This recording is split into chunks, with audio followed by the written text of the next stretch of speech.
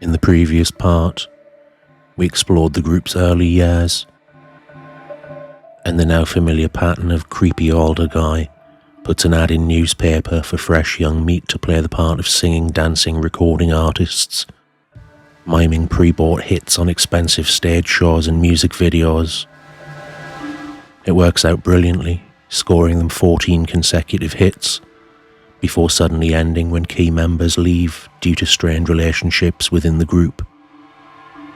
We see them embark upon failed solo careers, theatre, pantomime and reality TV, whilst clinging on to the hope that the band will reform someday.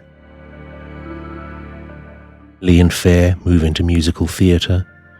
Claire turns her back on the bright lights and becomes a full-time parent and housewife, but does make appearances on shows like Loose Women and This Morning. H bounces around various TV and stage shows, including that Celebrity Big Brother. So to further confuse those of you that struggle to separate Steps and S Club 7,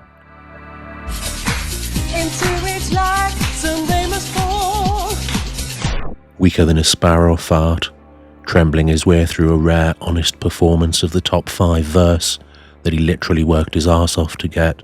I didn't know I would catch it all. The clear skies of dawn, and you will. Jermaine Jackson realises that H has limited musical talent and that he must be just another industry rent boy.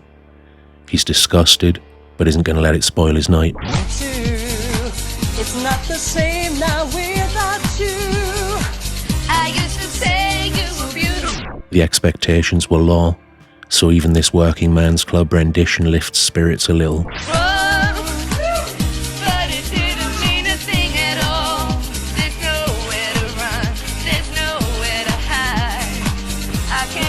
As she looks out at the audience, she's just glad that she didn't have to dress up as an African American with the foreigners.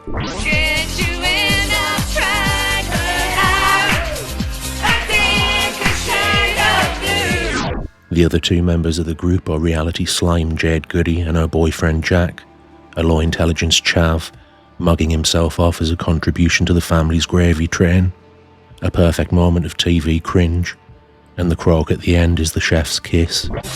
Life, your summer shine. Someone else must be taking mine. Space so empty, the night so long. When I wake up, you're always gone. But back to the big dogs. Lee's always kept up his fitness regime, even developing and marketing the 5, 6, 7, 8 system. But following the failure of his solo career and rock band, as well as his public firing from boy band supergroup Upper Street, he finally snaps. Conducted in a controlled environment for the safety of industry professionals, he unleashes his inner violence. If I can just say, that's a very good-looking man. Where once lay a national goon, now stands a monument of male perfection. Confident, solvent, and oozing sex appeal. If he ever finds me, that could be my head, smashed to a pulp by the latch. Lisa and her husband, Johnny Shentall from Hearsay, moved to Dubai, opening Dubai Performance Academy. In 2011, Sky Living announced their new series, documenting the group's reunion, a promotional effort to help sell their up-and-coming greatest hits album, an opportunity for them to address any issues and jump back on the magic carpet. The girls still hate Claire, but know that they're absolutely nothing without her. Life's been tough without the only strong singer of the group, and the jealousy and frustration's tangible.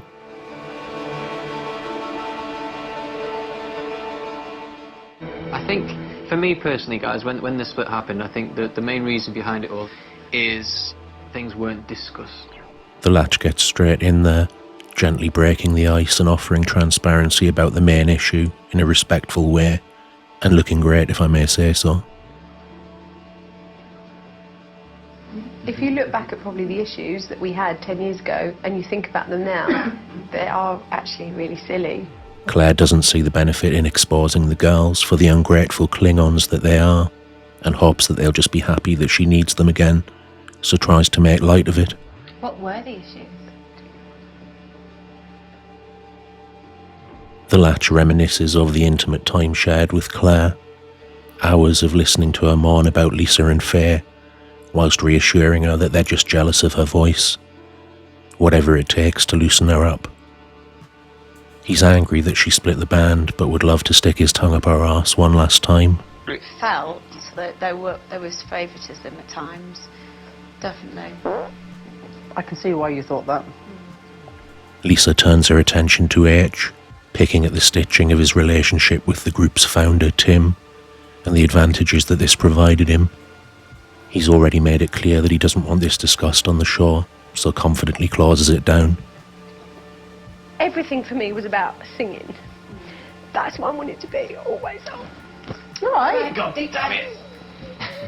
Breathe. And breathe. Sake. And breathe. And breathe. Claire tries to open her heart about her passion for performance and lack of interest in poisonous ego-driven power moves, but the venom's running through Faye's veins. I remember when you came to me, you said to me that you'd been asked to sing the whole of One for Sorrow, and I can remember feeling this massive sinking feeling at my stomach going, right, that means the rest of us are backing singers. Nobody ever had the balls to explain to this woman how insignificant she is, and how lucky she's been to even work with a talent like Claire. Oblivious to her bitter admission, she explains how Claire, the member with the best voice, was chosen by industry professionals to sing lead vocals, and how that was the beginning of her bitchy campaign. A horrible, spoiled narcissist who's unchecked by her family and friends, living in a world of delusion, blind to the fact that she is the bad apple. Everybody's reaction made me feel like absolute shit. Yeah. Claire tries to express what it felt like to be turned on simply because she was chosen as the strongest singer, and Faye replies, yeah, like a robot devoid of emotion, only feeling self-pity and not an apology in sight. It built up and built up and built, everything built up, and the only way that I could deal with it is to go, that's it. And towards the end, I felt my only ally was H. H has built up resentment towards Claire and the fact that the group can't function without her.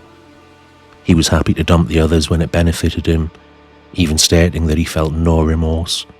But now, he wants to play dumb and let Claire take all of the heat. Why couldn't you come to discuss it? Back then, everything was magnified. And for me, I was so unhappy because I was tired and knackered and didn't want to see anybody. Yeah, but you said you needed a break and you were tired, but yet you were ready to go on with Claire. You have to blame the people around her for facilitating her self-importance, the inability to understand that she's so insufferable to be around that they just didn't want to work with her anymore. To me, it felt like I couldn't do it anymore. I had to go. That was it. I could not. So you carried on with H. H needed Claire because she's the talent. Claire needed H because his boyfriend held the key. Faye seems to think that fame and fortune's a God-given right and that it was stolen from her. That Claire somehow owed her a career despite her bully girl antics behind the scenes. Because you guys came out so soon afterwards, it was apparent that this actually had been planned, you know, a lot longer than 2 weeks before, because there you were with a new single, new video, Remembering new it all, album. it's all a bit of a blur. You know that the heat's on when things become a bit of a blur. It would have taken months of planning to prepare their exit, and the quick release of their first single together. But weak spirits are abundant in this game and nobody takes any responsibility. But they of course do what they've got to do to get to that cash, promoting the best of, completing their tours, before gladly going their separate ways again. It's not long after the reunion period that we get the news that H is one of the most sickening perverts of our generation, accused of some of the worst crimes possible on children, a monster. As believable as it was, it turned out to be mega cunt Ian Watkins from the Lost Prophets. H received an apology, as well as attempting legal action following death threats. And now we're back into free fall. but this time with the promise of future reunions and grudges buried, at least on the surface. Peace and love.